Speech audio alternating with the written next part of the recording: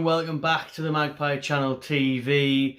Bearer of bad news today. In a way, we're getting a bit stuck, as the title suggests. The Newcastle tax is real. It's very, very real indeed. Now, said this would happen way back when the takeover happened, because this wasn't any general takeover. This was the spotlighted takeover, the all eyes of the world on us takeover, because we became the richest club in the world from the takeover. It wasn't just like a generic takeover where someone stepped in and had little ambition and little plans and little money, or the average money of an average club in the Premier League. This was ridiculous. This was a Saudi state-owned club. A lot of attention on that for all those reasons. A lot of attention on all the money. Because of financial fair play now, we kind of do what Manchester City did back in the day and just go mental, like they're on FIFA, spending whatever they want. So Newcastle have got to be clever with it. They've got to be smart with it. And the new owners refused to be ripped off. Now that is exactly what is happening right now, and why we haven't signed anyone in this summer window yet, apart from Matt Targett, which was in place because of the loan deal. I'm on about the clubs from abroad. And if we did go in for an English club, which we have, Jack Harrison from Leeds, the winger, they want £30 million for Harrison, a winger that's probably worth about 15 to 18 million. 30 million for him. We've been put off that. We've been put off massive sums of money from Ivan Toney, from Brentford wanting 50 million, Calvert-Lewin from Everton wanting 60 million. And now today we've got a big update on the two main targets of this transfer window: Sven Botman, the centre-back from Lille, and Hugo Ekitike, the striker from Reims, the young French striker from Reims. So let's put the specs on, just a little read about what Craig Hope has said here. Now, Craig Hope is a very reliable journalist, in my opinion, from the Daily Mail. He normally gets the majority of things spot on. NUFC moves for Sven Botman and Hugo Ekitike remains stuck. They're stuck because the Botman deal is not agreed, because Lille now want 40 million euros. We did agree 30 million euros. Now Lille, like every other club, will be taking the piss, thinking, oh, we got 30 million quickly there, didn't we? Someone's gave someone a nudge in the boardroom at Lille and said, do you realise these are rich as fuck? You know, have 30 million, and out of these. Do you not want to up it? I want to up it a little bit. What should we say, 36? Oh, Newcastle kind of, all right, we'll give you 36, you know, we'll give you 34, 35, 36. Oh, I'll tell you what, actually, they answered the call. They answered that phone call quickly, didn't they? Need bother putting up another 5, 6 million. Tell you what we'll do, we'll put it up by 10. How about 40? Get 40 million all right? And now it's just never ending. Would go for 40 million, and then they'd want 50. It happened with Diego Carlos back in January from Sevilla. You know, he's ended up going to Villa for his worth, 26 million or whatever it was. You know, we were trying to sign him and Botman in January. They both wanted 50, 60 million. It's mental. We're getting absolutely ripped off because everyone knows we've got the money.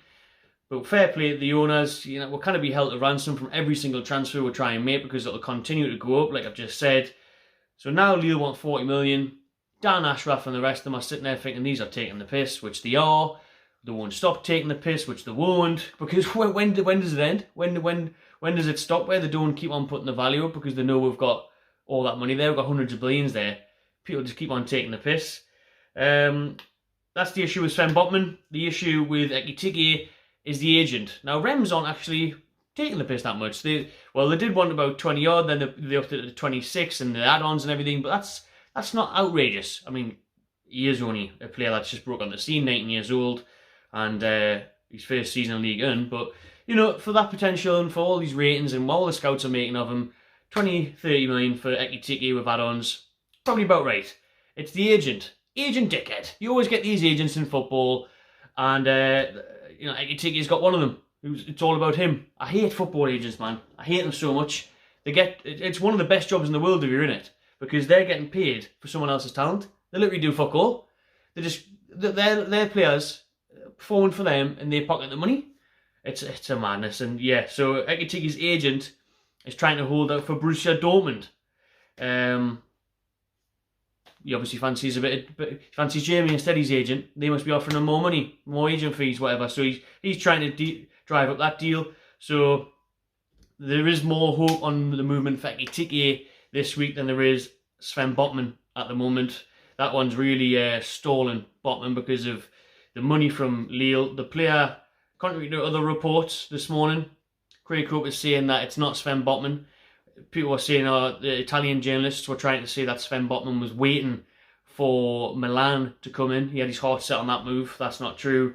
It's the club, Lille, that are holding out for more money. So it's a sticky one for Newcastle already at the start of this summer transfer window. Some frustration shown already. What do they do? Do they move on to other targets? Well, Craig Hope has said that the other targets in defence, Nathan Ake, we got outpriced from Man City for him. Nathan Ake, they wanted ridiculous sums for him. Lloyd Kelly, unlikely. Striker-wise, Sassuolo striker Gianluca Sambucas. They fancy him. They fancy a bit of Sambucas. Gianluca Samaka, however you pronounce that. I've never heard anyone say it yet, so I'm just taking a wild guess. Interesting Chelsea's Armando Broja as well, who obviously had a spell at Southampton last season. I was going to say successful. It was successful for the majority. Fell off towards the end of the campaign, just like Southampton did. So yeah, let me know. Is it time you start looking at other targets? Do we just pay what they want, but then do they inevitably keep on charging more until, like I said before, when does it end? When does it end? It's not, it's not as straightforward as it used to be. Like I said, with FFP and everyone else taking the mick because all the spotlight's on us, it's not going to be that easy to get deals done this summer for the top targets. And then even these other ones, we've seen Nathan Ake and that. Just everyone's driving a hard bargain. Everyone's trying to get every single bit of Saudi cash out of it that they can. So there we are at the minute. Stuck. The deals are stuck. How will they progress? Let's wait and see. I'll have all the updates here on the Magpie Channel TV throughout this summer transfer window. Let me know in the comments below what your thoughts are on this and the transfer window business going ahead. Subscribe to Magpie Channel TV. I'll see you on the next one.